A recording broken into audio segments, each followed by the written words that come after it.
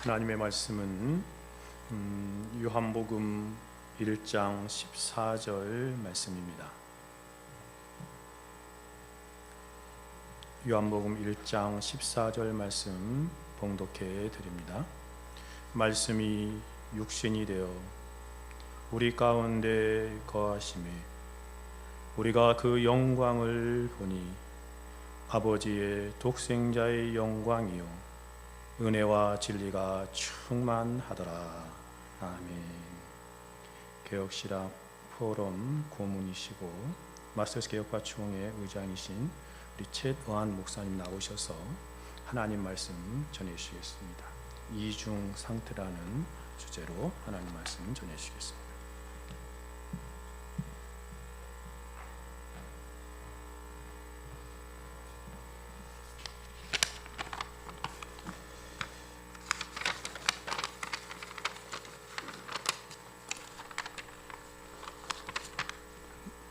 불빛이 비쳐서 여러분들 얼굴이 하나도 안 보이는군요. 잘 보이십니까? 반갑습니다. 개혁신학 포럼이 어느새 23차까지 이어져 왔군요. 하나님의 특별하신 섭리와 인도하심이 감사를 드립니다. 특별히 이번 행사를 위해서 또 은평제일교회 측에서 저희 학회를 위해서 이렇게 최초로 이렇게 외부 기관에 장소를 대여했다고 하여서 특별한 감사를 먼저 전합니다. 기도하고 준비한 하나님 말씀을 전하도록 하겠습니다. 하나님, 이 혼란스러운 세태 속에서도 여전히 빛을 발하여 주시는 줄 믿습니다. 개혁신학 포럼이라는 이름으로 오늘도 저희들끼리 함께 모여서 우리에게 주신 진리의 문제를 놓고 서로 머리를 맞대고 궁구할 것인데, 시작부터 마칠 때까지 오직 성령께서 주관주장하여 주시옵고 오직 영광만 하나님 홀로 받아 주옵소서. 예수 그리스도 이름으로 기도합나이다. 아멘. 하나님이 만드신 인간들 중에서 아마 아담과 하와만큼 마음껏 자유를 누린 사람도 없을 것입니다. 그들은 하나님이 만들어 주신 에덴 동산 안에서 마음껏 자유를 구가했습니다. 그런데 그 자유는 에덴 동산 안에서만 가능한 자유였다는 것입니다. 여기서 우리는 두 가지 인생의 요소를 발견하게 됩니다. 하나는 에덴 동산이라는 울타리라는 범주가 우리에게 주어졌다는 것입니다. 이걸 기독교 변정학에서는 전제라고 말합니다. 프리스포지션이라고 표현합니다. 이 전제, 철학에서는 하나의 범주고 카테고리라고 합니다. 이 카테고리 안에서 아담과 하와는 마음껏 자유를 누렸다고 해서 두 번째 요소가 자율성, 어로노미라고 이야기합니다. 그래서 존 프레임 교수는 이것을 하나는 기준이요 하나는 자율성의 문제라고 이야기했습니다. 즉 모든 인간의 삶은 주어진 자신의 바운더리 안에서 주어진 역할과 자유를 최대한 누리도록 이 땅에 보내심을 받았다라고 정리할 수 있겠습니다. 세상은 이렇게 두 요소로 이루어져 있습니다. 그런데 이 세상은 이 두 요소를 대립과 갈등으로 보고 둘을 계속 분리시킵니다. 마치 나무를 쪼개고 쪼개서 결국 성냥개비를 만들고자 하는 것이 세상의 이치요 목적입니다. 큰 숲을 망가뜨리고 나무를 자르고 쪼개고 쪼개서 만든 결과가 성냥개비라는 겁니다.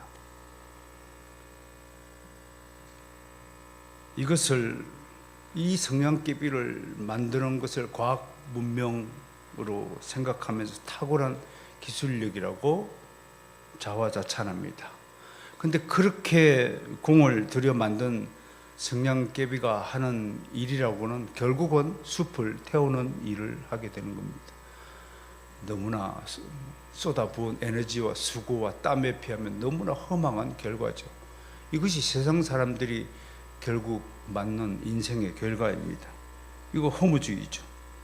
아무런 열매가 없는 헛된 영광입니다.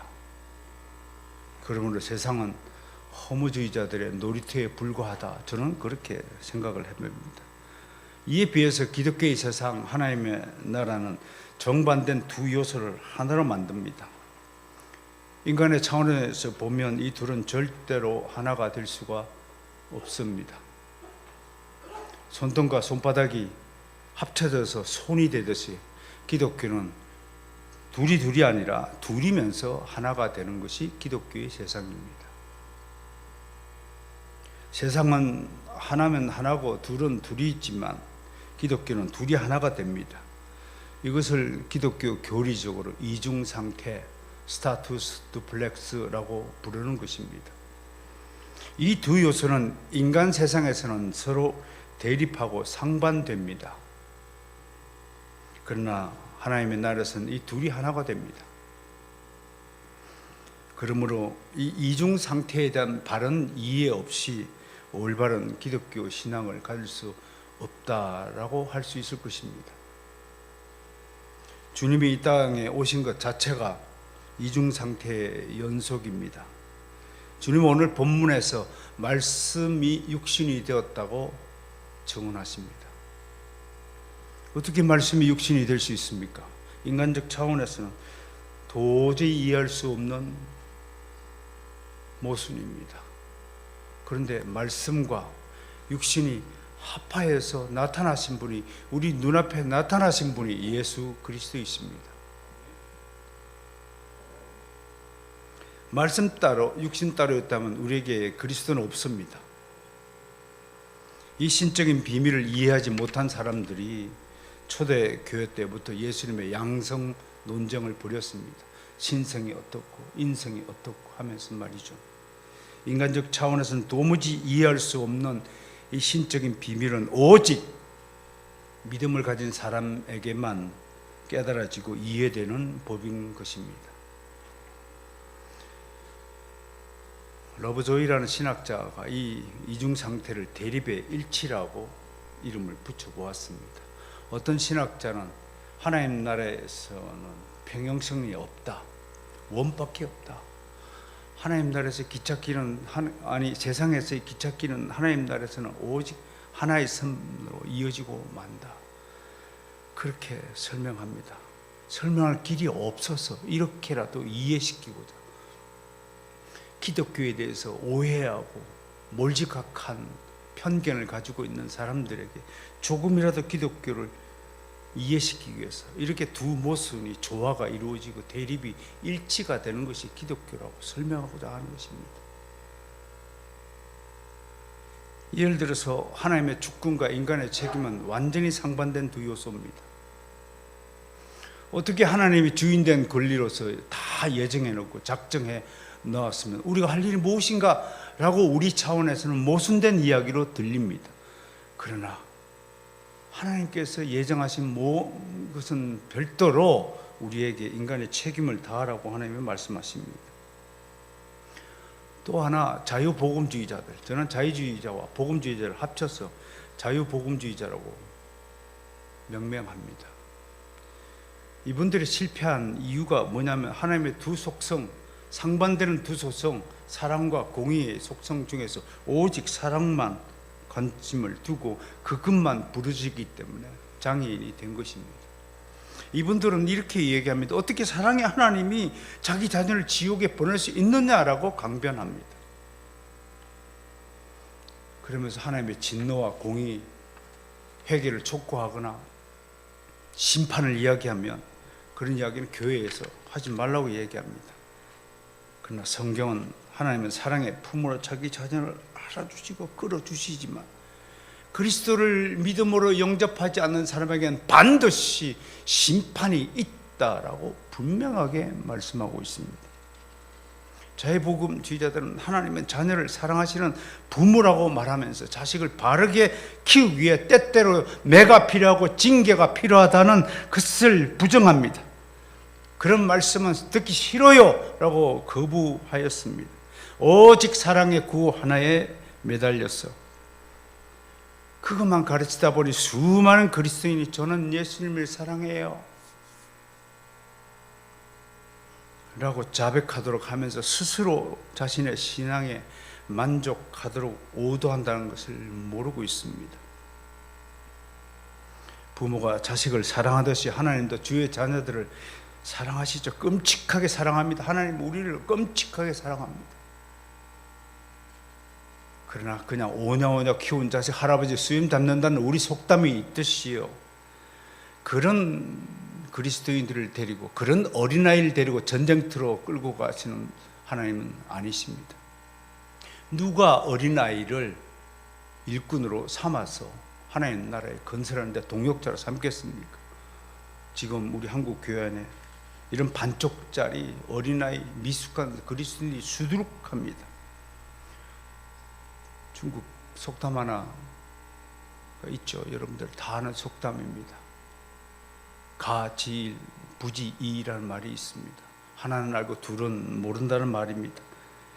성숙한 그리스도인이라면 기독교의 이 이중 상태의 비밀한 교리를 깨달아야 됩니다. 기독교는 이 비밀한 이중 상태의 교리 위에 세워진 진리의 체계라는 것을 인식해야 됩니다. 둘 중 하나만 알거나 그것에 만족한다고 고백한다면 그는 반쪽짜리 그리스도인입니다. 이것은 신학과 교리를 모르고서 무작정 교회 생활만 열심히 하는 사람과 같습니다. 덩치만 크다고 홈런 타자가 되는 게 아닙니다. 홈런을 칠 수 있는 능력을 가졌다고 해서 그가 바로 홈런 타자가 되는 게 아닙니다. 자질과 능력은 오랜 시간 동안 공들여 수련한 기술력에 의해 대단한 성과를 올릴 수가 있는 겁니다. 기초 실력 없이 전투장에 나서는 사람을 우리는 돈키호테 인간이라고 부릅니다. 그런 점에서 저는 오늘을 살아가는 그리스도인으로서 우리에게 주어진 두 상반된 요소, 두 상반된 방향성을 여러분에게 주문하고 싶습니다. 첫 번째는 안쪽으로 스스로 바라보는 시각을 가지라고 주문하고 싶습니다. 사도 바울은 자신의 아들 디모데에게 말씀과 기도로 거룩해진다고 말씀했습니다. 우리는 안쪽으로 말씀과 기도로 무장해야 됩니다. 말씀은 곧 성경입니다. 우리 종교개혁가들은 오직 성경을 외치면서 언제나 성경이 가라면 가고 멈추라면 멈추었습니다. 성경이 우리 삶과 신앙의 절대적 기준이었습니다. 성경은 인간의 작품이 아니라 하나님의 계시의 말씀입니다.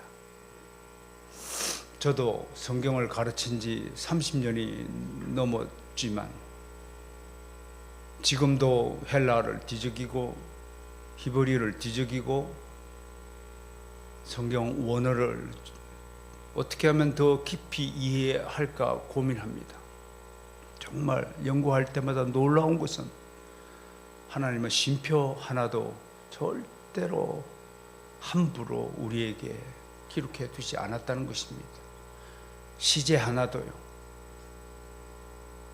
완료형인지 진행형인지 부정과거형인지 다 따라서 필요에 따라서 다 말씀들을 계시해 두셨다는 것을 알 때 숙연해 줄 수밖에 없습니다.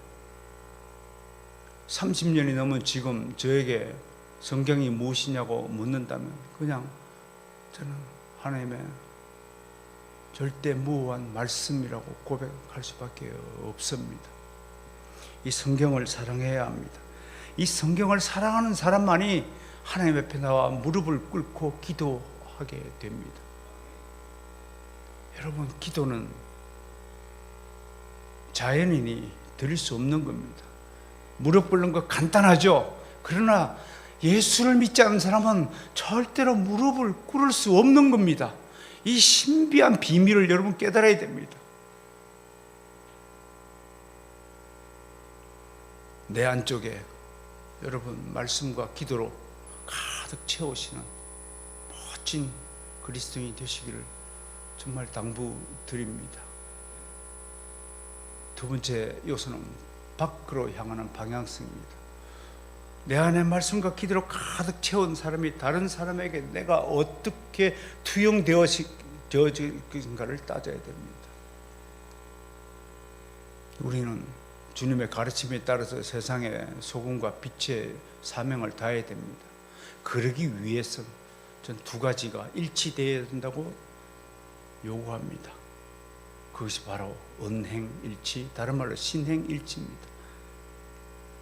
그리스도인들이, 거듭난 그리스도인들이 제일 겉으로 드러나는 변화 중에 특징 중에 하나가 말이 변하는 겁니다. 말투가 달라지는 겁니다. 말에서 언행이 나옵니다. 저도 오랫동안 신학교에서 교수 생활을 해봤죠. 저는 공부를 많이 한 사람이면 인격이 자동적으로 높아진다고 생각했지만 그건 착각이었습니다. 저도 너무나 못된 사람이었던 것 같습니다. 가르치기를 절개하면서 정작 내 안을 살펴보지 못하고 내 말투가 다른 사람들의 인격을 훼손하고 지적하고 공격하며 다른 사람의 영혼을 갈퀴를 긁어내는 줄 몰랐습니다. 그런데 어느새 60대 중반을 넘어서고 내일 모레 70을 바라보니 이제야 조금 두 손을 이렇게 모을 수 있는 것 같습니다. 나도 모르게 주머니에 손을 넣고 강좌하면 논문을 발표하고 강의를 하던 일들이 기억이 납니다. 그것이 제 자존감의 일부분이었다고 생각한 적도 있습니다. 여러분, 언품이라는 게 있습니다. 그리스도인은 그리스도인의 언어를 사용할 수 있어야 됩니다. 감사합니다. 입에 붙어야 됩니다. 아니요, 제가 아니라 영광을 받으실 분은 우리 주 하나님이셔야 됩니다. 솔리데 글로리아, 오직 하나님께 영광을 올려드리는 일이 입에 붙어야 됩니다. 행동 또한 경건한 태도를 유지해야 됩니다. 조폭을 보세요. 걸음걸이만 보더라도 조폭인 줄 압니다. 희한한 건 사람마다 걸음걸이가 꼭 같은 사람이 없다는 것입니다. 마치 모든 사람이 손금이 다 틀리듯이 말입니다. 그래서 어떤 인지심리학자들은 걸음걸이 속에서 그 사람의 기질과 성격과 여러 가지 인식방법론이 결정이 된다고 말할 정도입니다. 여러분들은 자신의 걸음걸이가 어떤 모습인지 한번 보셨습니까? 오늘부터 집에 돌아가시면 몰래 카메라를 켜놓고 자기가 걷는 모습을 촬영해 보십시오. 얼마나 웃기는지요, 얼마나 부끄러운지요. 내 걸음걸이가 얼마나 부끄러운지 아십니까? 저는 제가 그렇게 팔자걸음을 걷는지 정말 몰랐었습니다. 말투 하나, 발걸음 하나하나가 우리가 경건의 자리에서 일어나야 할 것입니다. 산상수훈에서 우리 주님의 마음이 청결한 데는 복이 있다고 했는데, 이 청결한 것을 마틴 로이드 존슨 목사님은 심플리니스, 단순성이라고 이야기했습니다. 여러분, 복잡한 인생을 사는 사람들은 청결하지 못합니다. 단순하지 않기 때문에. 사도 바울은 내가 자랑할 것은 오직 예수 그리스도 십자가밖에 없다고 말했습니다. 여러분, 우리는 단순해야 됩니다. 이렇게 복잡한 세상에서 온갖 세파가 밀려드는 이 곳에서 여러분들은 각자 오직 십자가만 바라보고 단순한 그리스도인이 되시기를 주문합니다. 마지막으로 당부하고 싶은 것은 오직 사랑이 아니라 저는 더욱 사랑으로 영혼을 바꾸자고 주문합니다. 더욱 사랑합시다. 다른 이를 용납하고 기다려주는 배려가 사라진 시대입니다. 오늘 저 젊으신 두 분 교수님이 앞으로 한국 교회를 이끌어갈 주역들이십니다. 제가 논문을 읽어보니까 너무 귀한 논문들이라서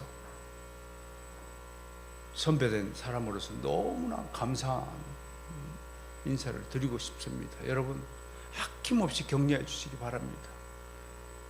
학교 강의를 중단하고 이곳에 와서 이렇게 논문 발표하는 거 쉬운 일이 절대로 아닙니다. 사랑은 격려하는 겁니다. 아낌없이 박수 쳐주는 것이 사랑입니다. 우리는 같은 그리스도인입니다. 이 혼탁한 세상에서 기댈 사람은, 의지할 사람은 우리밖에 없습니다. 앞으로 더욱더 그리 될 것입니다.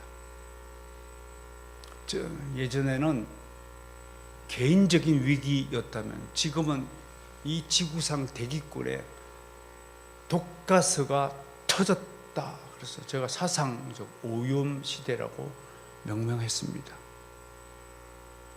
이 독가스가 내 입에 아직 당도하지 않았기 때문에 내가 안 죽을 뿐이에요. 이제는 전 개인의 문제가 아니라 전 인류의 위기 시대가 도달을 했다라고 말합니다. 그러므로 우리끼리라도 먼저 손을 잡고 서로 위로하고 격려합시다. 이제 비방, 정죄 하는 것, 반목하고 갈등하고 싸우고 갈라지고 분리하는 것, 그것보다는 이제 새로운 주의 길을 찾아야 할 때입니다. 그것은 사랑밖에 저는 없다고 봅니다. 조금 마음에 안 들더라도요, 좀 따뜻한 개혁주의자가 되어서 소망합니다. 무엇보다도 더욱 사랑은 오래 참고 기다려주는 것입니다. 그 얘기 아세요? 노아 방주 때 제일 늦게 도달한 녀석이 누군 줄 아세요? 달팽이랍니다. 달팽이가 방주에 끝까지 누를 때까지 달팽이보다 앞서온 꽃게가 너무 달팽이의 땀을 뿔뿔 흘리고 오는 모습에 감동해서 박수를 너무 열심히 쳐서 손이 두 개로 쪼개졌답니다. 얼마나 아름다운 모습입니까? 오늘 한 4시쯤까지 이 세미나가 시작될 겁니다. 우리 김진국 교수님 미리 가신다며? 여기 할 수 있어요? 예.